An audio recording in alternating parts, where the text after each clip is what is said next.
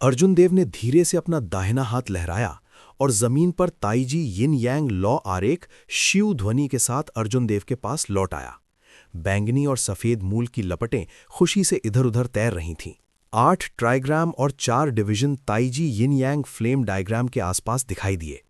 जैसे ही प्रकाश प्रसारित हुआ, अर्जुन देव की चेतना के सागर में मानसिक ऊर्जा तेजी से समाप्त हो गई।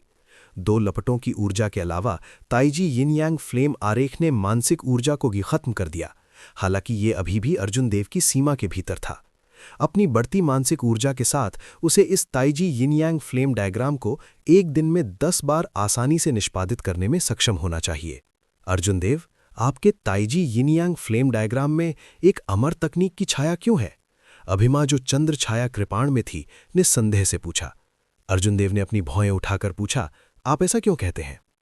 अभिमा ने उत्तर दिया, कुछ बॉडी टेम्परिंग कल्टीवेटर्स की मार्शल तकनीकों की अवहेलना करते हुए किसी भी मार्शल तकनीक का निर्माण एक नींव के रूप में सर्वोत्कृष्टता का उपयोग करता है।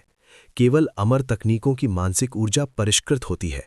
वे इसे मैजिक एनर्जी कहते हैं। अर्जुन देव के मन में एक विचार आया। उन्होंने अमर तकनीकों के बारे में निशा द्वारा कही गई बातों को याद किया। उन्होंने पूछा, अभिमा, क्या कुनलुन क्षेत्र में ऐसे लोग हैं जो अमर तकनीकों की खेती करते हैं? हैं, लेकिन उनमें से बहुत कम है। अमर तकनीकें पिछले युग की साधना प्रणाली है।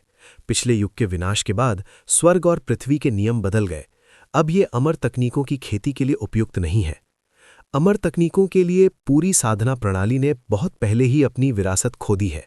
अब साधना प्रणाली मार्शल डाओ पर सर्वोच्च है। इसके अलावा अमर तकनीकें ऐसी चीज नहीं है जिसे कोई भी विकसित कर सकता है। वे बहुत गहरे हैं और किसी की अमर आत्मीयता पर निर्भर करते हैं। अर्जुन देव ने पूछा तो अभिमा ने उसे बताया कि वो क्या जानती थी। हालांकि वो जो जानती थी वो सीमित था और अर्जुन देव ने कुछ भी उपयोगी नहीं सीखा। हालांकि कुनलुन क्षेत्र में कई अमर संप्रदाय के अवशेष हैं। मुझे लगता है कि आप एक अमर आत्मीयता वाले व्यक्ति हैं। यदि आप वहां जाते हैं तो आप कुछ हासिल करने में सक्षम हो सकते हैं। अर्जुन देव शर्मिंदगी से मुस्कुराए और इस विषय को टाल दिया। उन्होंने कहा, अभिमा, बाहर आओ और इस ताईजी यिन यांग फ्लेम डायग्राम की रक्षा का परीक्षण करने में मेरी मदद करो। देखें कि ये कितना मजबूत है। ताईजी यिन यांग फ्लेम डायग्राम की आक्रामक क्षमताओं की तुलना में अर्जुन देव ने इसकी रक्षा को अधिक महत्व दिया। हालांकि उनका भौतिक शरीर मजबूत था, लेकिन उनके पास एक मजबूत रक्षात्मक मार्शल तकनीक नहीं थी। अभिमा चंद्र छाया कृपाण से उड़ी और अर्जुन देव के सामने ताईजी यिन यांग फ्लेम डायग्राम को देखा और उसने दिलचस्पी से कहा, मैं अब एक शिखर मार्शल सम्राट की तरह मजबूत हूं। आप मेरी ताकत का कितना उपयोग करने जा रहे हैं? अर्जुन देव बुदबुदाया, पहले आधा उपयोग करें। एक चोट मार्शल सम्राट, उस तरह के व्यक्ति ने अपनी सर्वोत्कृष्टता को सीमा तक परिष्कृत कर दिया था। अर्जुन देव उन्हें कम नहीं आंक सकते थे, ना ही उन्होंने लापरवाही बरतने की हिम्मत की। अर्जुन देव के बोलने के ठीक बाद अभिमा ने हमला कर दिया। उसकी खूबसूरत आकृति हवा में टिमटिमाई और ताईजी यिन यांग फ्लेम डायग्राम पर मुक्का मार दिया। बैंग! ताईजी यिन यांग फ्लेम डायग्राम ने एक उज्ज्वल प्रकाश दिया। झटके की लहरें बाहर निकलीं, जिससे सभी दिशाओं में तेज हवा चल रही थी। प्रकाश के बीच अभिमा ने प्रतिघात के बल को नष्ट करने में सफल होने से पहले 3 बार हवा में दुबकी लगाई।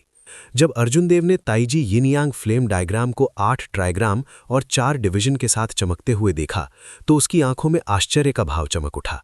पहले से उसका खेल करने वाला रवैया काफी कम हो गया। अर्जुन देव को कुछ चक्कर आने लगे। अभिमा की आधी शक्ति को सहन करने के बाद उसकी चेतना सागर में मानसिक ऊर्जा का केवल आधा हिस्सा ही बचा था।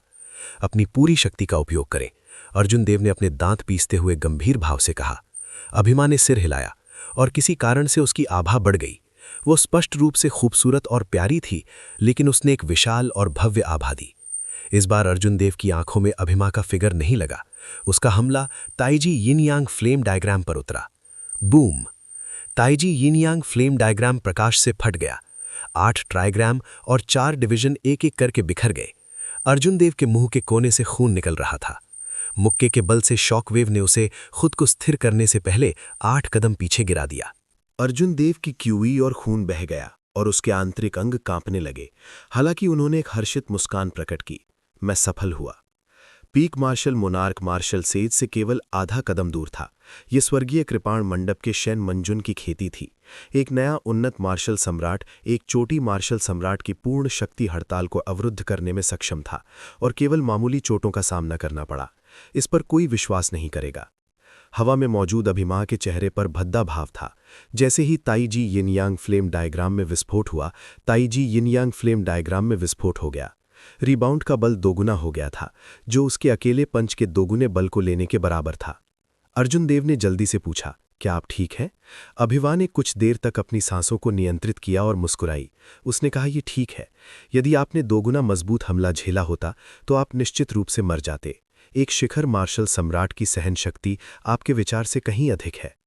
इसलिए यदि आप एक शिखर मार्शल सम्राट से मिलते हैं, भले ही दूसरा पक्ष गंभीर रूप से घायल हो, तो अपने गार्ड को निराश न करें।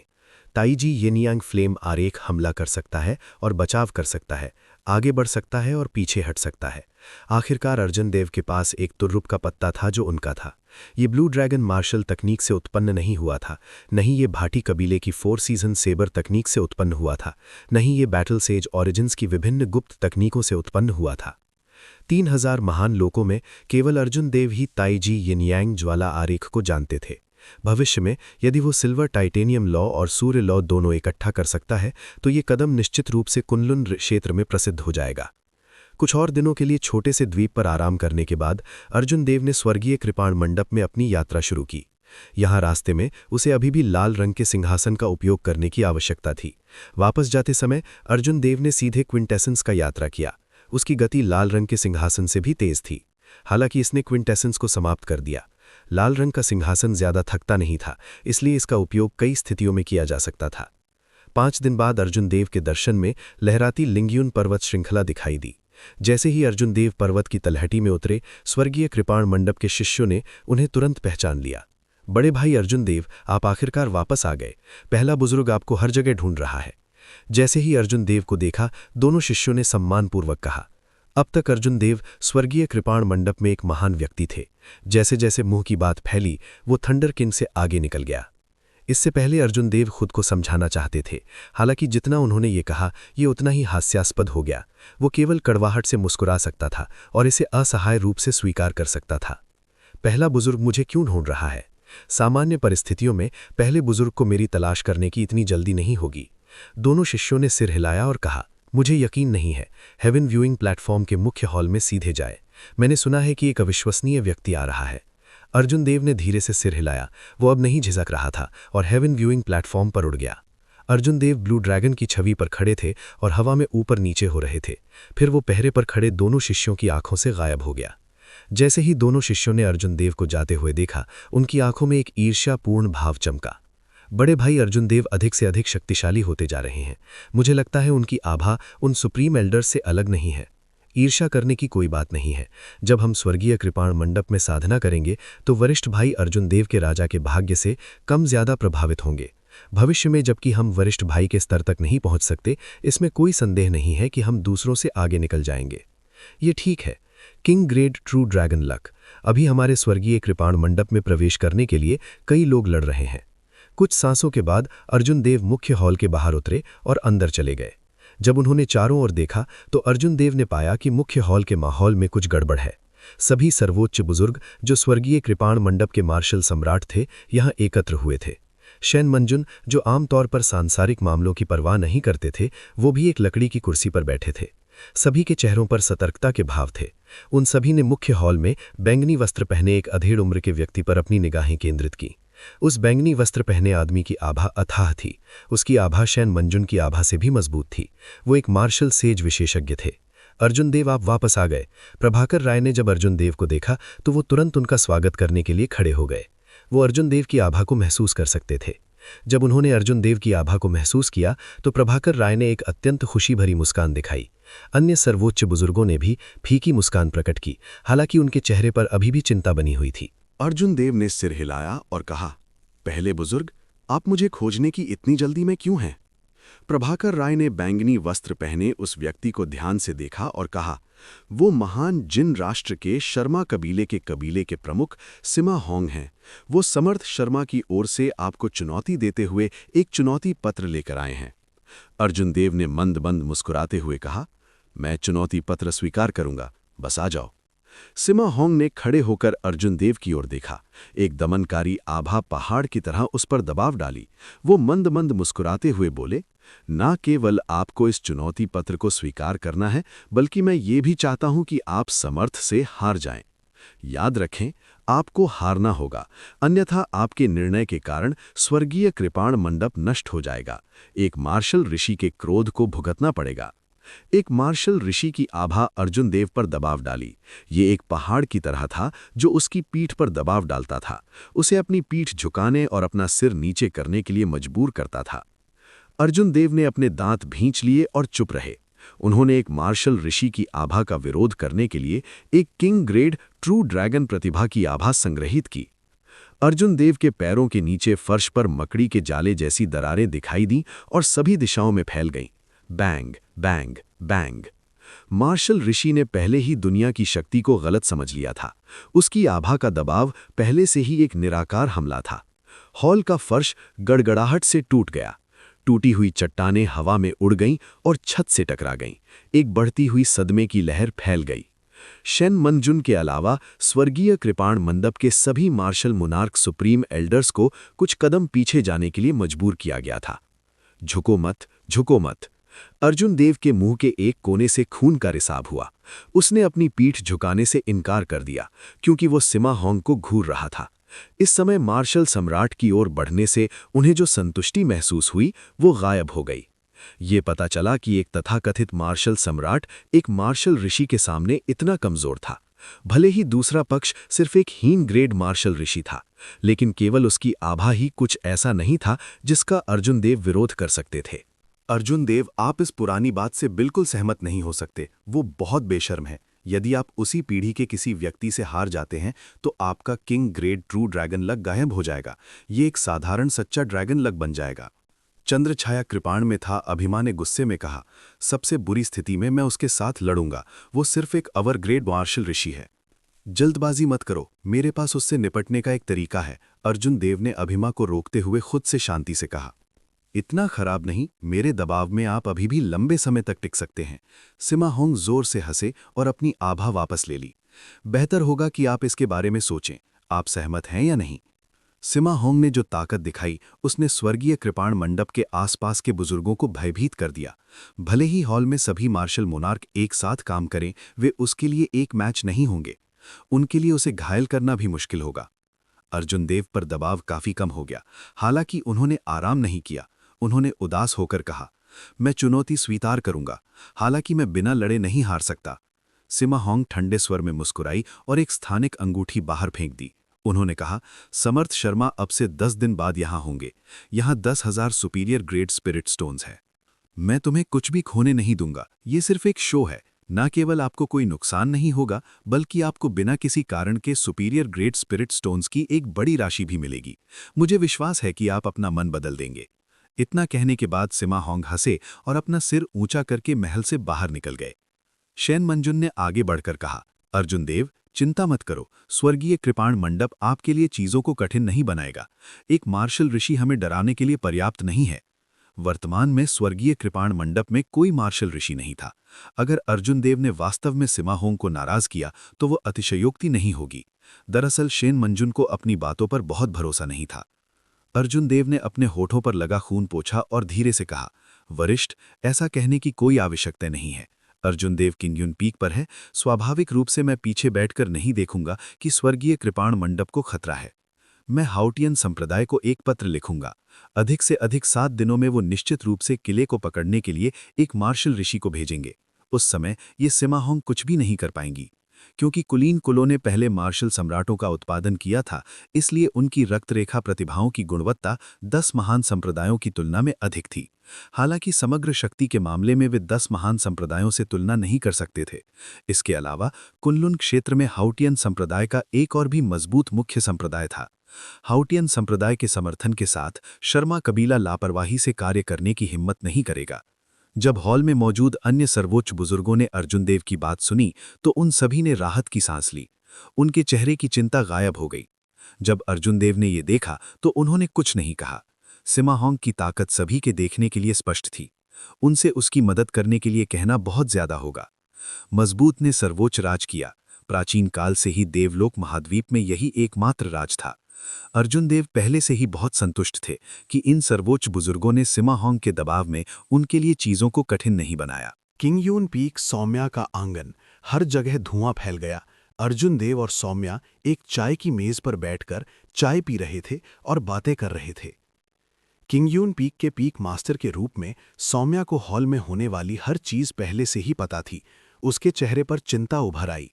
जब अर्जुन देव ने स्थिति देखी तो वो मंद मंद मुस्कुराए और दूसरे पक्ष का हाथ पकड़ लिया।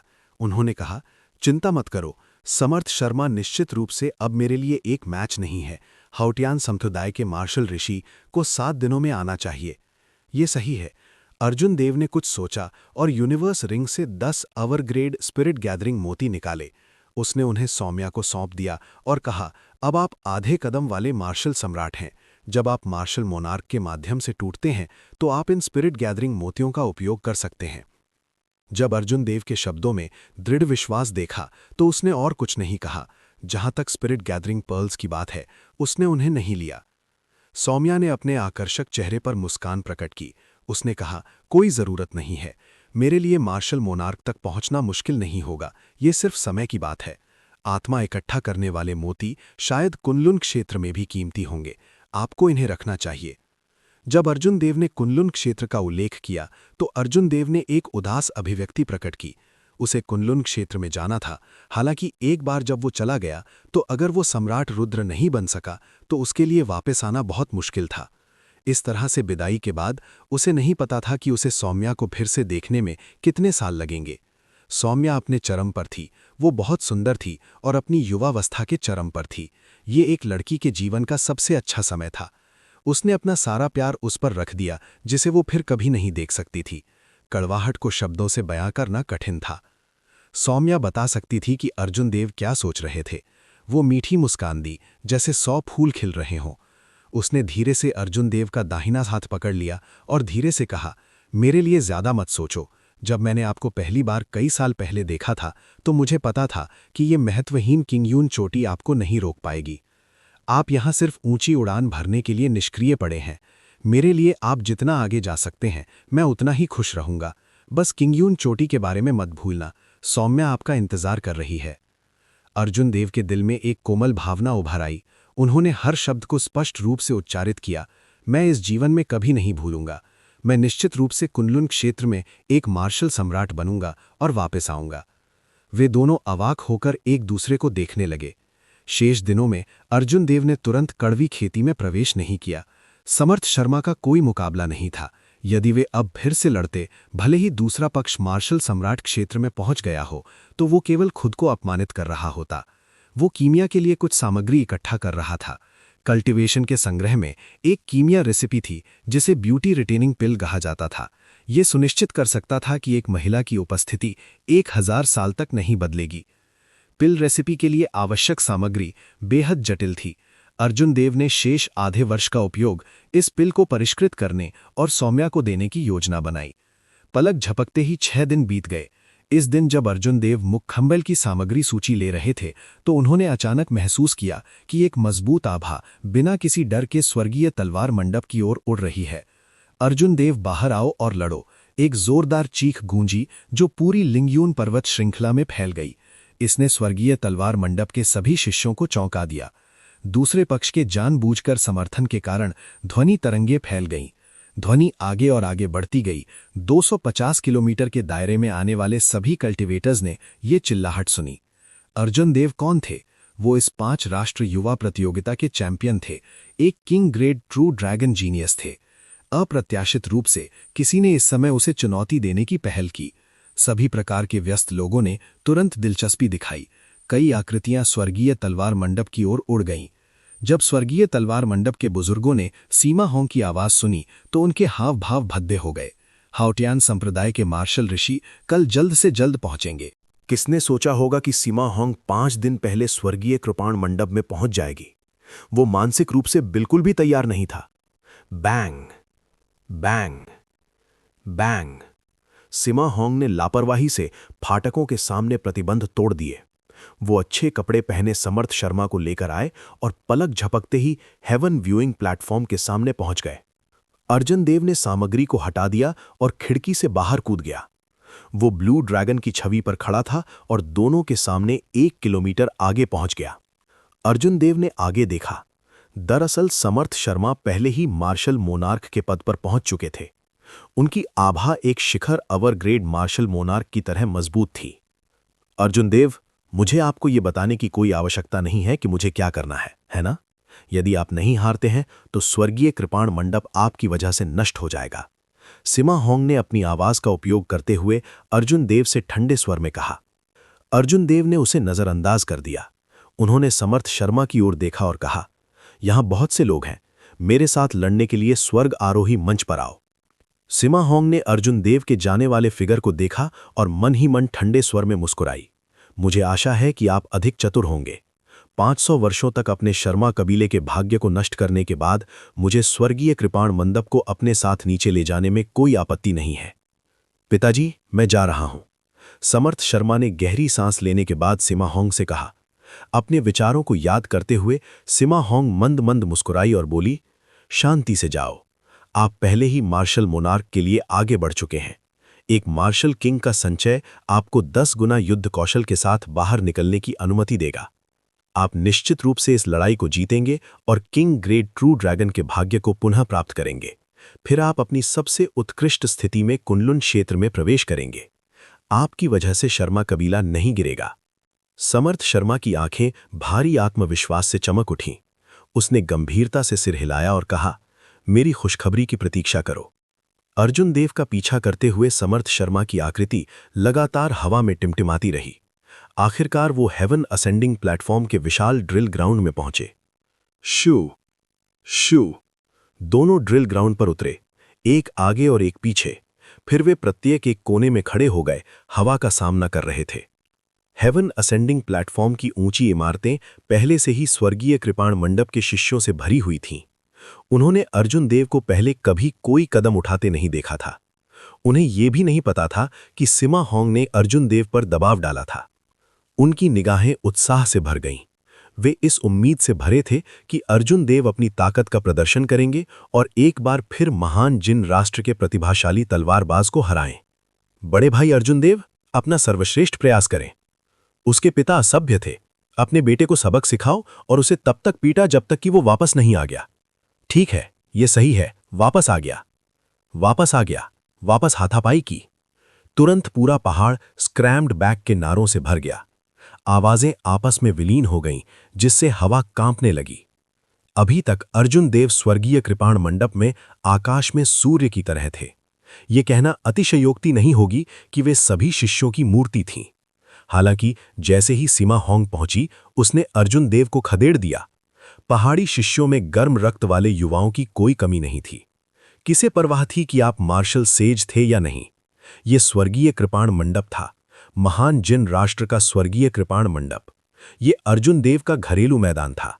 अगर उन्होंने अर्जुन देव को अपनी गरिमा वापस पाने में मदद नहीं की तो कौन करेगा? समर्थ शर्मा के हाव भाव उदास हो गए। भले ही वो ट्रू ड्रैगन रैंकिंग में केवल तीसरे स्थान पर था, ग्रेट जिन नेशन में किसी ने भी उसे इस तरह बात करने की हिम्मत नहीं की। उन्होंने पहले कभी इस तरह का अपमान नहीं झेला था। बूम! समर्थ शर्मा के मार्शल मोनार्क के आगे बढ़ने के बाद उनकी मजबूत आभा उनके दिल में क्रोध के साथ फूट पड़ी। एक तेज हवा चली और बादल मंथन करने लगे। समर्थ शर्मा के हाथ में तलवार गुनगुना रही थी और सर्वोत्कृष्टता से ओतप्रोत थी। उन्होंने इसे अर्जुन देव की ओर इशारा किया और क्विंटन से बनी तलवार क्यों बाहर निकल गई, जिससे हवा में पतली दरारें टूट गईं। समर्थ शर्मा के चाल चलने से पहले ही उन्होंने अपनी ताकत का परिचय दे दिया था। जब स्वर्गीय कृपाण मंडप के कुछ सर्वोच्च बुजुर्गों ने ये देखा तो उनके दिलों में डर महसूस हुआ। समर्थ शर्मा ने जो ताकत दिखाई थी, उसके आधार पर उनमें से कुछ अवर ग्रेड मार्शल सम्राट उनके लिए एक मैच नहीं होंगे। मीडियल ग्रेड मार्शल मोनार्क के पास कुछ के पास उसे हराने की 60% से अधिक संभावना नहीं होगी। मार्शल मोनार्क के रूप में आगे बढ़ने के बाद किसी ने भी अर्जुन देव को एक कदम उठाते नहीं देखा था। वे अर्जुन देव के लिए चिंतित महसूस किए बिना नहीं रह सकते। समर्थ शर्मा ने ठंडे स्वर में कहा, अर्जुन देव, एक मार्शल किंग के रूप में मेरी साधना का संचय आपकी कल्पना से परे है। उस समय आपने मुझे 10 चालों में हराया था। आज मुझे आपको हराने के लिए केवल एक कदम की आवश्यकता है। आइए देखते हैं कि आपके पास किस क्षमता का दावा करना है। स्वर्ग का आदेश मेरे पास है, जगत का शासक राजाओं की तलवार। समर्थ शर्मा हवा में उड़ गए, उसके पीछे हवाएं चलीं और आकाश का रंग बदल गया। इसने सभी जीवित चीज़ों के एक दूसरे को मारने, 100 सेनाओं के लड़ने और राजवंशों के बीच एक अराजक युद्ध का दृश्य प्रस्तुत किया। समर्थ शर्मा ही ऐसे व्यक्ति थे जो इस अराजक दुनिया को खत्म कर देंगे। वे स्वर्ग के जनादेश के साथ आए थे, दुनिया को नियंत्रित करने के लिए राजाओं की तलवार का उपयोग करते थे। उन्होंने अर्जुन देव का विरोध करने के लिए अपनी तलवार पर राज्य को बदलने के लिए एक राजवंश की शक्ति का उपयोग किया। अर्जुन देव उत्साहित महसूस कर रहे थे। कोई आश्चर्य नहीं कि समर्थ शर्मा इस बार इतने आत्मविश्वासी थे। उनके राजत्व की स्थिति में एक और स्तर का सुधार हो गया था। ये न केवल उनकी पिछली हार के कारण रुका, बल्कि इसमें और सुधार भी हुआ था। हालांकि ये अभी भी पर्याप्त नहीं था। एक राजवंश अंततः गिर जाएगा। एक सच्चा राजा दुश्मन से लड़ने के लिए एक राजवंश की शक्ति का उपयोग नहीं करेगा। ऐसा इसलिए था क्योंकि वो स्वयं एक बेजोड़ राजा था। बाहरी मदद की कोई ज़रूरत नहीं थी। अगर ये कोई और समय होता तो समर्थ शर्मा के साथ 100 चालों का आदान प्रदान करने में अर्जुन देव की रुचि होती। आखिरकार समर्थ शर्मा का अपना अनूठा पक्ष था। अगर समर्थ शर्मा अर्जुन देव से लड़ते तो उन्हें कुछ न कुछ हासिल जरूर होता। हालांकि अब ये अलग था। समर्थ शर्मा के पीछे और भी भयानक सीमा होंग खई थी। जहां तक बिना लड़े हार जाने का सवाल है, तो अर्जुन देव ने इस बारे में कभी नहीं सोचा था। एक किंग ग्रेट ट्रू ड्रैगन अपना सिर नीचे कैसे कर सकता है और डर से झुक सकता है? अगर सीमा होंग अपने साथ स्वर्गीय कृपाण मंडप को दफनाना चाहती थीं, तो भले ही अर्जुन देव को अपनी जान जोखिम में डालनी पड़े, वो समर्थ शर्मा को कुछ परतों का पीड़ित होना बना देते। वो समर्थ शर्मा को बता देते कि पछतावा क्या होता है। अर्जुन देव के मन बनाने के बाद उनकी आंखों में 2 चमकदार तारे जैसी लपटें चमक उठीं, एक बैंगनी और एक सफेद। शिव शिव शिव। बैंगनी लाइटनिंग ओरिजिन फ्लेम और लूनर ओरिजिन फ्लेम उड़ गए और हवा में एक दूसरे का पीछा करते हुए 2 यू यिनयान में बदल गए। अर्जुन देव की चेतना के सागर में मानसिक ऊर्जा निरंतर बहती चली गई। ताईजी यिनयांग फ्लेम डायग्राम। जब ताईजी आरेख बना तो अर्जुन देव ने जोर से चिल्लाया और अपना दाहिना हाथ आगे बढ़ाया। यिन और यांग की लपटों ने एक सुंदर ताईजी आरेख बनाया। वे आपस में जुड़ गए और विलीन हो गए, मौलिक अराजकता की एक अद्वितीय ऊर्जा में बदल गए।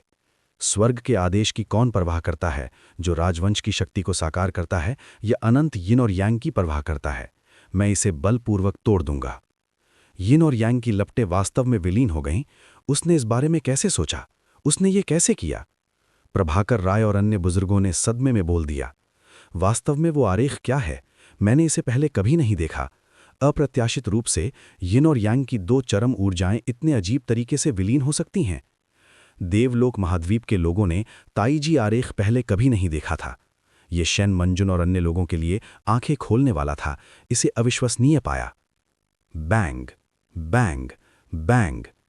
ताईजी यिनयांग फ्लेम आरेख बहुत तेजी से आगे बढ़ा। इसने समर्थ शर्मा के तलवार के प्रहार की सर्वोत्कृष्ट रहस्यमयी घटना को तोड़ने के लिए पूर्ण बल का प्रयोग किया।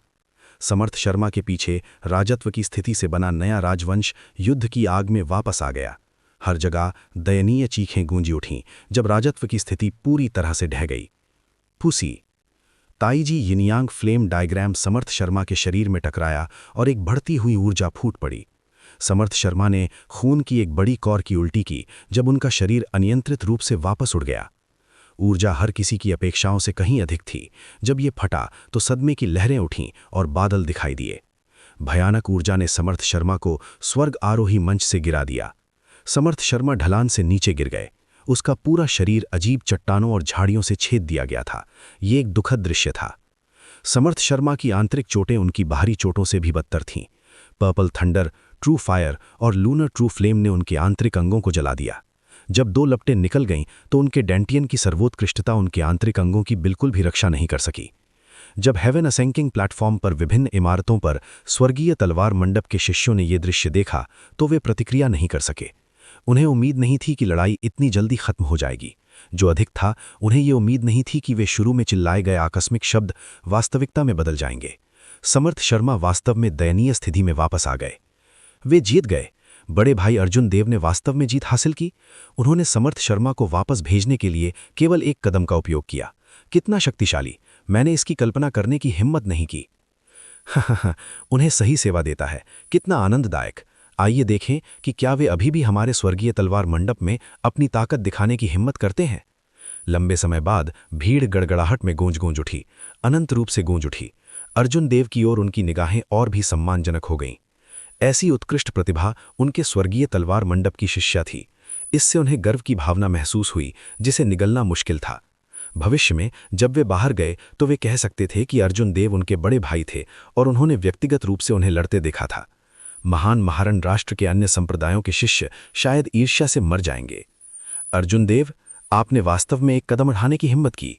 सीमा होंग के दिल में क्रोध का वर्णन कोई शब्द नहीं कर सकता। उन्हें उम्मीद नहीं थी कि अर्जुन देव वास्तव में उनके सामने समर्थ शर्मा को हराने की हिम्मत करेंगे। इसके अलावा अर्जुन देव ने समर्थ शर्मा को एक ही चाल में मात दे दी थी।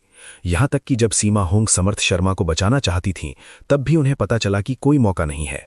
सीमा होंग एक वास्तविक मार्शल ऋषि थे, जो देवलोक महाद्वीप के पिरामिड के शीर्ष पर रहने वाले लोगों में से एक थे। उनके लिए अर्जुन देव एक चींटी की तरह थे। वो उसे आसानी से कुचल सकता था। हालांकि आज इस चींटी ने उसके चेहरे पर थप्पड़ मारा था। इसके अलावा ये इतना भारी थप्पड़ था, अक्षम्य, बिल्कुल अक्षम्य। अगर वो अर्जुन देव को नहीं मारता तो वो अपना गुस्सा नहीं निकाल पाता। सीमा होंग के हाथ में एक तलवार दिखाई दी। ये हवा में चमक रहा था, जैसे कि उसने टेलीपोर्ट किया हो। फिर उन्होंने अर्जुन देव पर दुनिया की शक्ति वाली एक सर्वोत्कृष्ट तलवार क्यूई भेजी। सब खत्म हो गया है। सीमा होंग ने वास्तव में अपनी स्थिति की अवहेलना की और एक जूनियर के खिलाफ एक कदम उठाया। स्वर्गीय कृपाण मंडप के सभी बुजुर्ग पीले पड़ गए। उन्होंने घबराहट में मन ही मन सोचा, अर्जुन देव, एक अवर श्रेणी का मार्शल कल्टिवेटर, मार्शल ऋषि की तलवार के प्रहार से कैसे बच सकता है। सीमा होंग ने जो तलवार की ऊर्जा जारी की, वो सामान्य और बिना किसी फैंसी चाल के लग रही थी। यहां तक कि एक औसत दर्जे का ग्रेड मार्शल सम्राट भी लापरवाही से एक तलवार क्यूई भेज सकता है, जो अंतरिक्ष को भेद सकता है और तीक्ष्णता के साथ चमक सकता है। हालांकि तलवार क्यूई का ये कपड़ा एक मार्शल ऋषि की तलवार क्यूई अंतरिक्ष में नहीं भेदी। अंतरिक्ष में एक छोटी सी दरार भी दिखाई नहीं दी, जिससे एक अकल्पनीय एहसास हो रहा था। तलवार क्यूई लंबी और संकरी थी, चमकदार थी। ऐसा लग रहा था कि ये स्वर्ग और पृथ्वी के बीच एक अद्वितीय प्रक्षेपण वक्र के साथ सरकता हुआ था। जैसे जैसे ये नजदीक आया, तलवार क्यूई पर लाइट अधिक से अधिक संघनित होता गया। दुनिया की शक्ति के समर्थन से तलवार की रोशनी का पता नहीं चल रहा था। तलवार क्यूई की ताकत हर गुजरते सेकंड के साथ बढ़ती गई। अर्जुन देव के हाव भाव गंभीर हो गए। उसने धीमा होने की हिम्मत नहीं की। उसने जल्दी से अपना बायां हाथ उठाया और जमीन पर लूनर यिनयांग फ्लेम आरेख उसके सामने शिव ध्वनि के साथ प्रकट हुआ। अर्जुन देव की चेतना के सागर में ताइजी आरेख में एक विशाल और बढ़ती हुई मानसिक ऊर्जा डाली। सुंदर ताइजी आरेख ने तुरंत एक चमकदार सुनहरी रोशनी दी। 8 त्रिग्राम, यिन यांग और 4 डिवीजन ताइजी आरेख के रूप में प्रसारित हुए। जब अर्जुन देव जमीन पर खड़े थे तो उन्हें लगता था कि वे दुनिया के साथ एक हो गए हैं। बैंग! सीमा होंग ने गुस्से में जो तलवार क्यूई भेजी थी, वो ताइजी यिनयांग फ्लेम आरेख में टकरा गई। यिनयांग फ्लेम आरेख तुरंत फट गया और एक भयानक ऊर्जा फैल गई। विशाल ड्रिल ग्राउंड को एक पल में टुकड़ों में उड़ा दिया गया। अनगिनत चट्टानें और पत्थर आकाश से उड़ गए, जिससे धूल का एक बादल उठ गया जो हवा से उड़ गया था। तलवार क्यूई का एक किनारा सीमा होंग का पीछा करते हुए भी और तेजी से धूल के बादल से बाहर निकला। डैंग!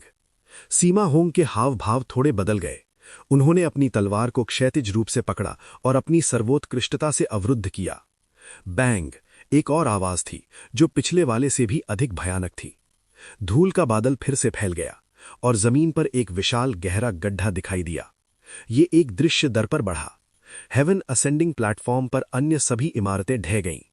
तलवार क्यूई के इस कतरे को ढाल के रूप में अर्जुन देव की आकृति झिलमिलाई।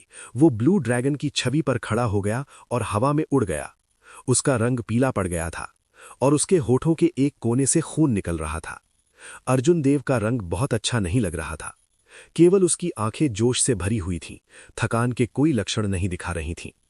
जैसे ही दुनिया की शक्ति वाली तलवार क्यूई ने ताइजी यिनयांग फ्लेम डायग्राम को चकनाचूर कर दिया, झटके की लहर ने अर्जुन देव के शरीर पर प्रहार किया, जिससे उसके शरीर में सर्वोत्कृष्टता तुरंत टूट गई। तलवार अवरुद्ध करने योग्य थी, ये अर्जुन देव की सर्वोत्कृष्टता से बहुत उच्च श्रेणी का था। बस झटके की लहर ने उसके आंतरिक अंगों को गंभीर नुकसान पहुंचा दिया। यदि अर्जुन देव के मजबूत शारीरिक शरीर के लिए ना होता तो इस झटके की लहर ने सभी मेरिडियन को काट दिया होता और नियमित कल्टीवेटर के सभी आंतरिक अंगों को चकनाचूर कर दिया होता, जिससे वे मौके पर ही मर जाते। वो मरा नहीं है। जब स्वर्गीय कृपाण मंडप के सर्वोच्च बुजुर्गों ने अर्जुन देव को धूल के बादल से बाहर कूदते हुए देखा तो उन सभी ने सुखद आश्चर्य के भाव प्रकट किए। मार्शल ऋषियों ने पहले ही दुनिया की शक्ति को समझ लिया था। हालांकि ये ज्यादा नहीं था। जब तक दुनिया की शक्ति का एक निशान उनकी सर्वोत्कृष्टता में डाला जाता था, तब तक इसकी ताकत कई गुना बढ़ जाती थी। अप्रत्याशित रूप से अर्जुन देव के संवर्धन क्षेत्र के साथ वो इस तलवार के प्रहार को लेने में सक्षम था। इसके अलावा ऐसा लग रहा था कि वो अभी भी लड़ सकता था और मौत के किनारे पर नहीं था। शेन मंजुन के हाव भाव डूब गए। अर्जुन देव यहां नहीं गिर सकता। स्वर्गीय कृपाण मंडप का भाग्य पहले से ही उसके साथ जुड़ा हुआ है। यदि वो मर जाता है तो स्वर्गीय कृपाण मंडप नष्ट हो जाएगा। प्रभाकर राय, मैं आपको आदेश देता हूं कि आप तत्काल दिव्य कृपाण शिविर को इकट्ठा धरें और सीमा होम के खिलाफ लड़ने के लिए संप्रदाय की पूरी ताकत का उपयोग करें। हम अर्जुन देव को यहां मरने नहीं दे सकते। प्रभाकर राय ने संकोच नहीं किया और कहा, शिष्य मानता है। शेन मंजुन ने प्रभाकर राय से बात करने के बाद वो आकाश में उड़ गई और उड़ गई। अर्जुन देव की रक्षा करते हुए उसके चेहरे पर उदासी थी। उसके शरीर में सारी सर्वोत्कृष्टता बेतहाशा बढ़ गई। सिमा होंग, तुम्हारी उम्र कितनी है? क्या तुम्हें अपनी हैसियत की बिल्कुल भी परवाह नहीं है? अप्रत्याशित रूप से आपने एक जूनियर के खिलाफ एक कदम उठाया। शेन मंजुन ने भावहीन होकर कहा। सिमा होंग ने एक लंबी सीटी बजाई और एक तेज हवा सभी दिशाओं में चली, जिससे धूल तितर बितर हो गई और जीर्ण शीर्ण ड्रिल ग्राउंड पता चल गया। सिमा होंग ने शेन मंजुन को देखा और ठंडे स्वर में कहा, स्क्रैम, मैं उन लोगों से नफरत करता हूं जो चेहरा नहीं चाहते जब मैं उन्हें चेहरा देता हूं। मैंने इसे 6 दिन पहले ही कहा था। जब तक वो लिंग जुआन से हार नहीं जाता, सब कुछ ठीक हो जाएगा। आज ये बच्चा नहीं जानता कि उसके लिए क्या अच्छा है। निर्दयी होने के लिए मुझे दोष मत दो। स्वर्ग आरोही मंच के आसपास पहले से ही कई किसान थे। जब उन्होंने ये सुना तो उनके भाव बदल गए। सिमा होंग ने वास्तव में उनकी स्थिति को नजरअंदाज कर दिया और अर्जुन देव को हार स्वीकार करने की धमकी दी। ये बहुत बेशर्म था। शेन मंजुन ने उदास होकर कहा, क्या तुमने मेरे स्वर्गीय कृपाण मंडप में किसी को मारने के परिणामों के बारे में सोचा है? सिमा होंग जोर से हंसे और कहा, स्वर्गीय कृपाण मंडप क्या है? क्या आपको लगता है कि आप 10 महान संप्रदायों में से एक हैं? मुझे वास्तव में आपकी कोई परवाह नहीं है। चूंकि तुम नहीं जा रहे हो, इसलिए मैं तुम्हें पहले मार डालूंगा। हूची हूची। एक तलवार की रोशनी बढ़ गई और तलवार ची के 2 धागे प्रतिच्छेद कर रहे थे, जिससे एक क्रॉस आकार की तलवार की रोशनी बन रही थी। जैसे ही ये शेन मंजुन की ओर चमकी, शेन मंजुन के हाथ में एक पतला कृपाण दिखाई दिया। उसने अपनी 300 साल की साधना को पूरी शक्ति से बाहर निकाला। कृपाण प्रकाश ने अंतरिक्ष को अलग कर दिया। क्रॉस के आकार की तलवार की रोशनी ने स्वर्ग की शक्ति को बढ़ावा दिया। जैसे ही ये ऊपर उठता था, इसने सभी कृपाण तकनीकों को तोड़ दिया, जिससे उसे 100 कदम पीछे हटने के लिए मजबूर कर दिया। शेन मंजुन ने थोड़ी सांस ली। अंततः वो एक मार्शल ऋषि की तलवार की रोशनी को रोकने में कामयाब रहीं। तुम एक मंटिस की तरह हो जो रथ को रोकने की कोशिश कर रहा है। सिमा होंग ने ठंड से सूंघा और शेन मंजुन के सामने प्रकट हुई, जिसने तलवार की रोशनी को अवरुद्ध कर दिया था। उसने अपनी तलवार लहराई और तलवार तकनीकों की एक श्रृंखला फैल गई। Dang dang dang. कृपाण और तलवारों के टकराने की आवाज हवा में गूंज उठी। सिमा होंग के हर कदम के साथ स्वर्ग और पृथ्वी एक कदम आगे बढ़ते हुए प्रतीत हो रहे थे। वो असीम आभा कुछ ऐसा नहीं था जिसे शेन मंजुन रोक सकता था, चाहे उसकी साधना कितनी ही ऊंची क्यों ना हो। हर बार जब शेन मंजुन तलवार के प्रहार को रोकता था, उसने एक कौर खून की उल्टी की। उसका रंग और भी फीका पड़ गया। हटा लो। 9 तलवारों के हमलों के बाद सिमा होंग क्रूरता से चिल्लाई। उसकी तलवार ने एक उज्ज्वल प्रकाश दिया और उसकी शक्ति बढ़ गई। तलवार की रोशनी बुझ गई और शेन मंजुन को वापस खटका दिया गया। शेन मंजुन की आकृति एक तीर की तरह वापस चली गई। वो अकेले बिल्कुल जवाब नहीं दे सकती थी, क्योंकि वो एक पहाड़ी चोटी से टकरा गई। चोटी फट गई और चट्टानें गिर गईं। जब अर्जुन देव ने शेन मंजुन की मौत देखी तो उसकी आंखें पूरी तरह से ठंडी हो गईं। वो आगे बढ़ा और उसने अपनी कृपाण से काट डाला। नीला ड्रैगन समुद्र में जाता है। सिमा होंग के पीछे विशाल समुद्र से पानी के 99 खंबे उठे। नीला ड्रैगन पानी से बाहर कूदा और 3 किलोमीटर लंबी कृपाण रोशनी टिमटिमा रही थी। जैसे ही वो हवा को चीरती हुई नीचे गिरी, सिमा होंग की अभिव्यक्ति कुछ आश्चर्यचकित थी। उसे ये उम्मीद नहीं थी कि अर्जुन देव भागेंगे और यहाँ तक कि उन पर हमला करने की हिम्मत भी करेंगे। जब कृपाण रोशनी उसके सामने आई तो उसके पास इसे रोकने के लिए तलवारों की स्क्रीन निष्पादित करने के अलावा कोई विकल्प नहीं था। वेंग वेंग तलवार की ताकत गुनगुना रही थी और दुनिया की शक्ति लगातार निकल रही थी। वे आपस में जुड़ गए और एक अविनाशी स्क्रीन बनाई। इसमें दुनिया की शक्ति समाहित थी और ये शाश्वत और अठट्टू लग रहा था। युद्ध ऋषि आधार भूमि बलधीक शब्द 33 बार कॉम्बैट पराक्रम। अर्जुन देव बेतहाशा दहाड़ने लगा और उसने परिणामों की परवाह नहीं की और उस क्षण में अपने शरीर में सारी सर्वोत्कृष्टता को समाप्त कर दिया। जैसे ही कृपाण रोशनी की ताकत सिमा होंग के पास पहुंची, उसकी ताकत तब तक बढ़ती गई जब तक कि वो भयानक स्तर तक नहीं पहुंच गई। बैंग दुनिया की ताकत वाली तलवारों की स्क्रीन और हमेशा न बुझने वाली तलवारों की स्क्रीन इस ब्लू ड्रैगन समुद्र में जाता है से पहले चूर चूर हो गई, जो शक्ति सूत्र से प्रभावित थी। कृपाण रोशनी ने सिमा होंग को श्वा की ध्वनि के साथ वापस खटका दिया। सिमा होंग के कपड़े फटे हुए थे और उसका मांस शत विक्षत हो गया था। उस पर कोई जगह नहीं थी जो पूरी तरह से सुरक्षित हो। वो दयनीय स्थिति में दिखाई दे रहा था। जब वो हवा से गिरा तो उसने 3 कौर खून की उल्टी की। अप्रत्याशित रूप से वो एक अवर ग्रेड मार्शल ऋषि को वापस खटखटाने में कामयाब रहा। इसके अलावा वो बहुत घायल है। जिन दर्शकों ने इसे महसूस किया वे बेहद चौंक गए। उन्होंने इसकी कल्पना करने की हिम्मत नहीं की। सिमा होंग एक मार्शल ऋषि थे। अप्रत्याशित रूप से एक मार्शल सम्राट की हत्या की चाल ने उसे वापस खटखटाया। श्यों सीमा होंग अपने पैर जमाने से पहले केवल 100 मीटर हवा में पीछे हटी। उसके शरीर पर घाव दृश्य दर से ठीक हो गए। सीमा होंग की आंखों में एक बेहद भयावह भाव चमक उठा। इससे पहले अर्जुन देव अपनी तलवार के प्रहार को रोकने में कामयाब रहे थे। ये पहले से ही काफी शर्मनाक था। अब अर्जुन देव ने उन्हें सबके सामने चोटिल भी कर दिया। मूल रूप से सीमा होंग की ताकत को देखते हुए भले ही अर्जुन देव ने स्ट्रेंथ कैरेक्टर फॉर्मूला और ब्लू ड्रैगन गोज टू सी को अंजाम दिया हो, वो सीमा होंग को घायल नहीं कर पाते। हालांकि सीमा होंग ने गलत निर्णय लिया था। उसने ब्लू ड्रैगन गोज टू सी से बचाव के लिए अपनी आधी ताकत का उपयोग किया था। अप्रत्याशित रूप से अर्जुन देव एक पल में ब्लू ड्रैगन गोज टू सी की ताकत को 33 गुना बढ़ाने में सक्षम थे। चूंकि सीमा होंग को गार्ड से पकड़ा गया था, इसलिए वो इतनी दयनीय स्थिति में समाप्त हुआ। एक बार फिर से वो अर्जुन देव से हार गए। अप्रत्याशित रूप से ऐसी एक गुप्त तकनीक है। ये किसी की मार्शल तकनीक की ताकत को तुरंत 33 गुना बढ़ा सकता है। अगर ये एक नियमित शिखर मार्शल मोनार्क होता तो वे इस हमले से मारे जाते। सीमा होंग के शांत होने के बाद उसने अपने दिल में कुछ डर के साथ सोचा, मुझे इस बव्वा से छुटकारा पाना होगा, नहीं तो भविष्य में अनंत परेशानी होगी। अगर मैं उसे परिपक्व होने दूं तो शर्मा कबीला गिर जाएगा। सीमा होंग को फिर से खड़ा देखकर अर्जुन देव, जो जमीन पर कमजोर पड़े हुए थे, एक कड़वी मुस्कान प्रकट किए बिना नहीं रह सके। ब्लू ड्रैगन गोज टू सी को सक्रिय करने के लिए स्ट्रेंथ कैरेक्टर फॉर्मूला का उपयोग करना पहले से ही सबसे मजबूत हत्या चाल थी जिसे अर्जुन देव निष्पादित कर सकते थे। एक बार जब स्ट्रेंथ कैरेक्टर फॉर्मूला सक्रिय हो जाता है तो कोई भी मुट्ठी या पैर मार्शल तकनीक तुरंत अपनी ताकत को 33 गुना बढ़ा देती है। पहली बार जब अर्जुन देव ने स्ट्रेंथ कैरेक्टर फॉर्मूला को क्रियान्वित किया तो ये सौम्या के पिता थे जिन्होंने इसे सक्रिय किया था।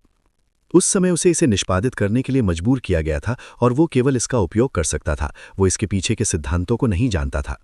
अर्जुन देव के मार्शल मोनार्क के रूप में आगे बढ़ने के बाद वो मुश्किल से अभिमा की मदद से इस गुप्त तकनीक को सीखने में कामयाब रहे। अभी अर्जुन देव इससे ज्यादा परिचित नहीं थे। उनकी सर्वोत्कृष्टता पर्याप्त नहीं बढ़ रही थी। जब उसने इसे इस तरह अंजाम दिया तो न केवल उसकी सर्वोत्कृष्टता खत्म हुई बल्कि उसकी सहन शक्ति भी पूरी तरह से समाप्त हो गई। 3 से 5 दिनों के आराम के बिना वो ठीक नहीं हो पाएगा। जब अर्जुन देव ने देखा कि सीमा होंग धीरे धीरे गंभीर रीपर की तरह आगे बढ़ रहे हैं तो वो शांत हो गए। हालांकि अगर अर्जुन देव को फिर से चुनना पड़ता तो वो बिना लड़ाई के हारने का विकल्प नहीं चुनते। वो अपना सिर नीचे करने के बजाय मरना पसंद करता। एक के पास जीने के लिए केवल एक सांस बची थी। किसी को अपने आप को इस तरह उदास तरीके से क्यों जीने देना चाहिए? इस तरह का जीवन वो नहीं था जो अर्जुन देव चाहते थे। वहां रहने का कोई मतलब नहीं था। अर्जुन देव ने चंद्र छाया साइबर को म्यान किया और अभिमा को प्रकट होने से रोका। उसका इरादा उसे मौत से लड़ने देना नहीं था। अर्जुन देव ने थंडर किंग से वादा किया था कि वो चंद्र छाया साइबर को फिर से टूटने नहीं देंगे, भले ही वो मर जाए। जब एक कृषक मार्शल ऋषि के लिए आगे बढ़ता है तो उसका शरीर लंबे समय तक आध्यात्मिक ऊर्जा से भरा रहेगा। जिस क्षण वो दुनिया को समझ लेगा उसका भौतिक शरीर एक ऋषि शरीर बन जाएगा। वो इसे एक नियमित कृषक की तरह नहीं देख सकता। एक नियमित हल्की चोट थोड़े समय में ठीक हो सकती है। उनके भौतिक शरीर की रक्षा भी एक शिखर मार्शल सम्राट की तुलना में कई गुना मजबूत है।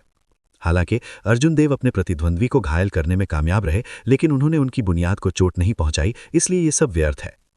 फिर भी वो अपने आप पर गर्व कर सकता है। शायद वो पिछले हजारों वर्षों में एकमात्र ऐसा व्यक्ति है जो मार्शल सम्राट के रूप में एक मार्शल संत को घायल करने में कामयाब रहा है। दुर्भाग्य से हेवन असेंडिंग प्लेटफॉर्म के बाहर कुछ कृषकों ने जो शो देखने के लिए दौड़े थे, उन्होंने आहें भरते हुए अफसोस के भाव प्रकट किए।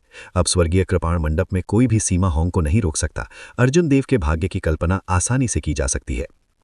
सीमा होंग ने 1 किलोमीटर की दूरी तय की और 100 से भी कम कदम में अर्जुन देव के सामने पहुंच गईं। जैसे ही उन्होंने जमीन पर कमजोर अर्जुन देव को देखा, उनकी आंखों में कोई भाव नहीं था। आपको एक मार्शल संत के हाथों मरने पर गर्व होना चाहिए। अपने हाथ के फ्लिप के साथ सीमा होंग ने बिजली की गति से अर्जुन देव की छाती पर अपनी तलवार फेंक दी। बैंग! जैसे ही सीमा होंग की तलवार अर्जुन देव की छाती को छूने वाली थी, लाल रंग की कृपाण क्यू आकाश से नीचे उतरी। ये नरसंहार की एक असीम स्थिति में थी। उस कृपाण क्यू में एक बढ़ती हुई ऊर्जा थी। ये कई हजार लोगों की ऊर्जा की तरह था, यहां तक कि इसमें कई लोगों की ताकत का भी एक अंश था।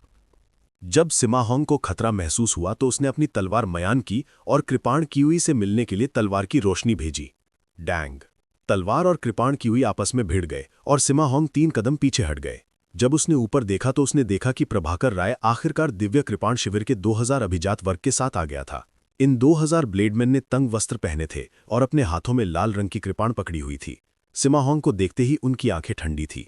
उनकी निगाहों में कोई डर नहीं था, केवल नरसंहार की एक असीम स्थिति थी। प्रभाकर राय के नेतृत्व में 2000 लोगों ने हवा में खून काटने की व्यवस्था की। हर किसी की आभा विलीन हो गई और एक विशाल आभा बन गई। कृपाण कियूई का वो किनारा पहले इन 2000 लोगों के एक साथ काम करने का परिणाम था।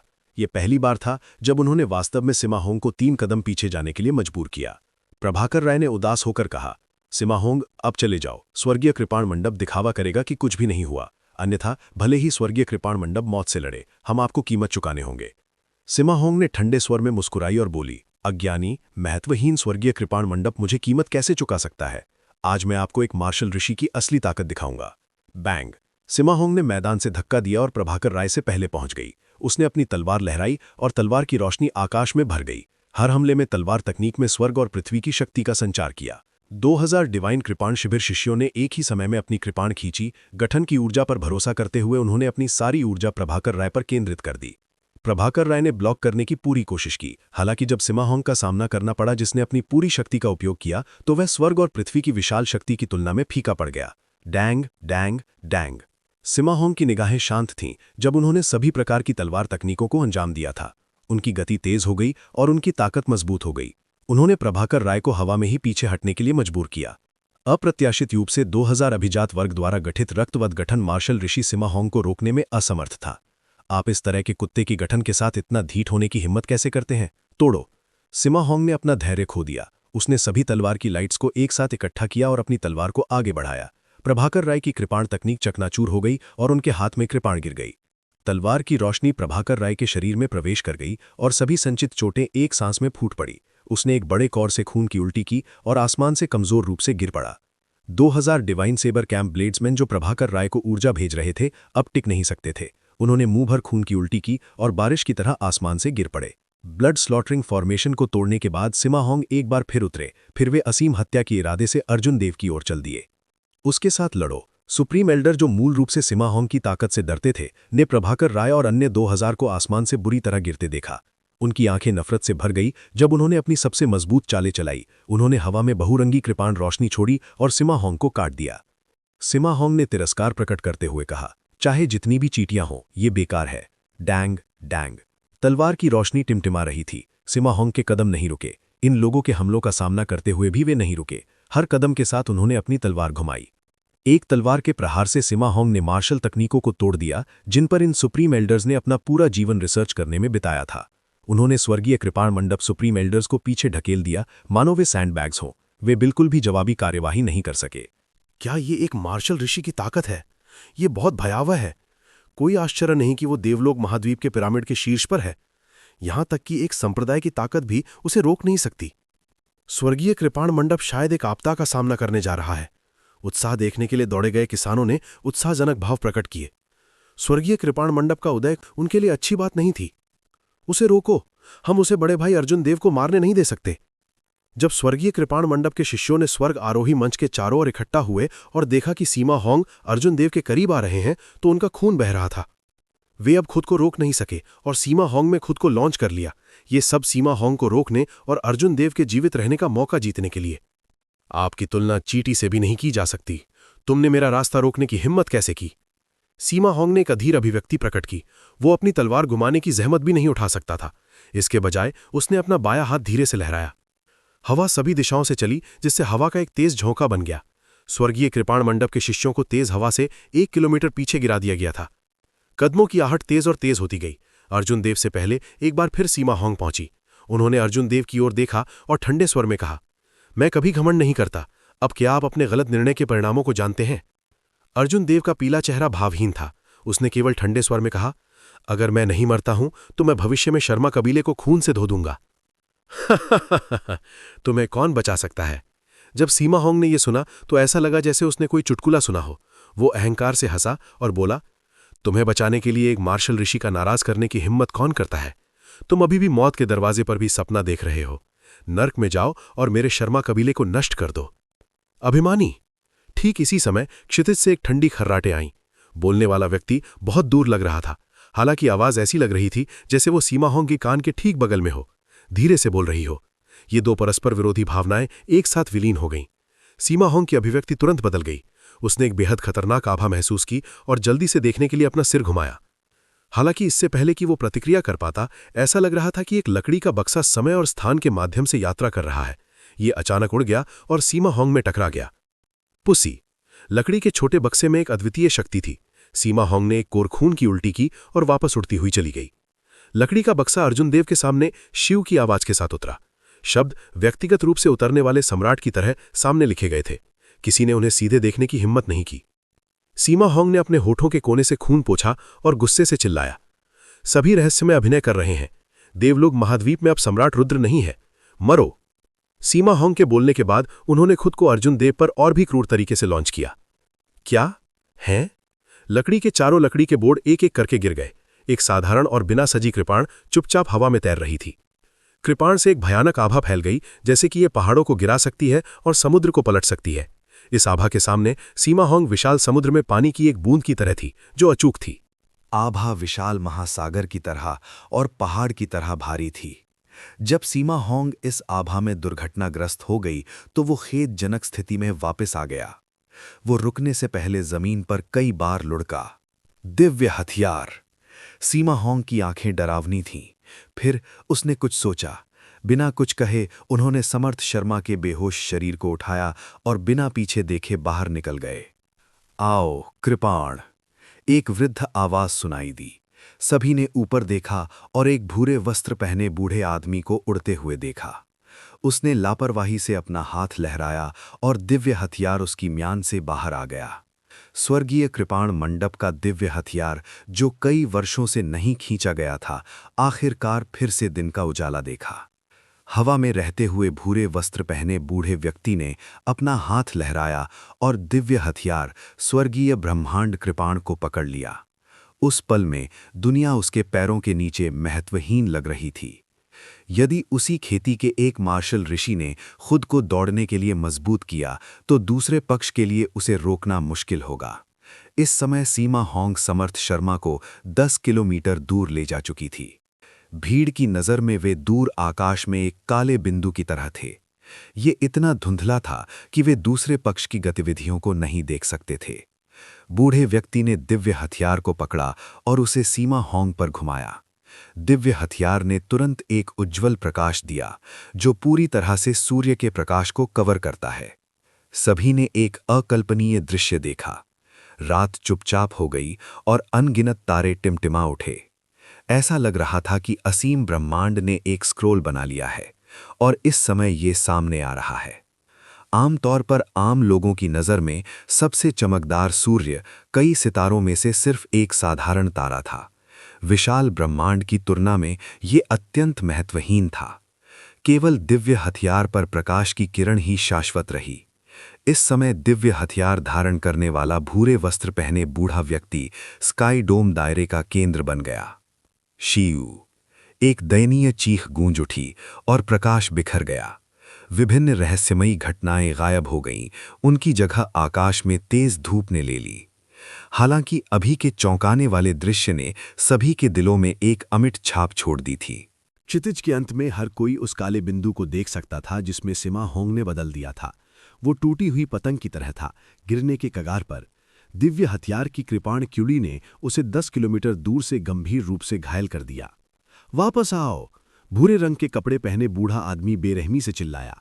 उसने अपनी बाईं हथेली को फैलाया और उसकी हथेली के केंद्र में एक विशाल चूषण बल बन गया, जिसमें दुनिया की शक्ति थी। हवा में एक भयानक भंवर बन गया। सिमा होंग, जो 10 किलोमीटर दूर थी, खून से लथपथ थी क्योंकि उसे अनियंत्रित रूप से वापस खींच लिया गया था। बैंग! एक तेज आवाज सुनाई दी। सिमा होंग और समर्थ शर्मा दोनों ही हेवन असेंडिंग प्लेटफॉर्म पर उतरे। दिव्य हथियार की विशाल शक्ति के तहत सिमा होंग ने एक घुटने पर घुटने टेक दिए। गंभीर रूप से घायल उसका शरीर कांपने के अलावा कुछ नहीं कर सकता था। उसके सीने पर एक भयानक घाव था जिससे खून बह रहा था। जब प्रभाकर राय और अन्य बुजुर्गों ने बूढ़े को आते देखा तो वे बहुत उत्साहित हो गए। हालांकि दिव्य हथियार की शक्ति के कारण वे उसके साथ बात करने के लिए आगे नहीं बढ़ सके। का बूढ़े व्यक्ति ने लापरवाही से अपना हाथ लहराया और दिव्य हथियार अपनी म्यान में लौट आया। लकड़ी का बक्सा अपनी मूल स्थिति में लौट आया और चुपचाप अर्जुन देव के पास खड़ा हो गया। सिमा होंग की आभा अचानक शिथिल हो गई और वे जोर से जमीन पर गिर पड़ा। बूढ़े आदमी की आकृति चमक उठी और सिमा होंग के पास उतरी। मेरे स्वर्गीय कृपाण मंडप के इतने सारे शिष्यों को घायल करने के बाद क्या आपको लगता है कि यह संभव है? सिमा होंग ने झुककर असंतोष में कहा। सोहेल चंद्रा, आप सिर्फ दिव्य हथियार की शक्ति पर भरोसा करते हैं। आपके पास क्या क्षमताएं हैं?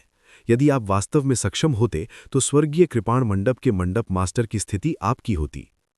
तो ये वो है, पिछले मंडप मास्टर का छोटा भाई। अप्रत्याशित रूप से वे लौट आया। 40 वर्ष पहले पवेलियन मास्टर के पद के लिए प्रतिस्पर्धा करने के लिए वे अपने बड़े भाई से हार गए और एक आवेश में चले गए।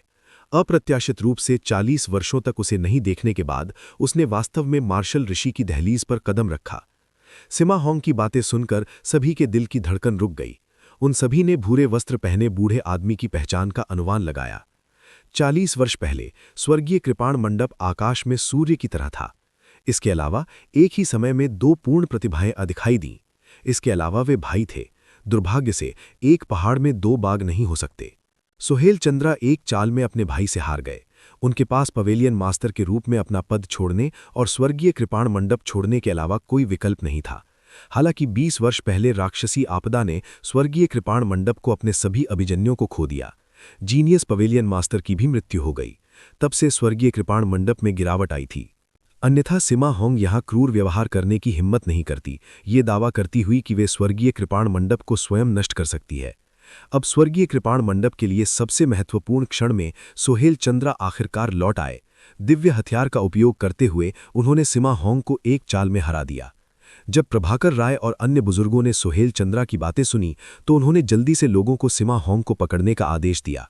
फिर उन्होंने उसे जकड़ लिया और उसे घसीट कर ले गए।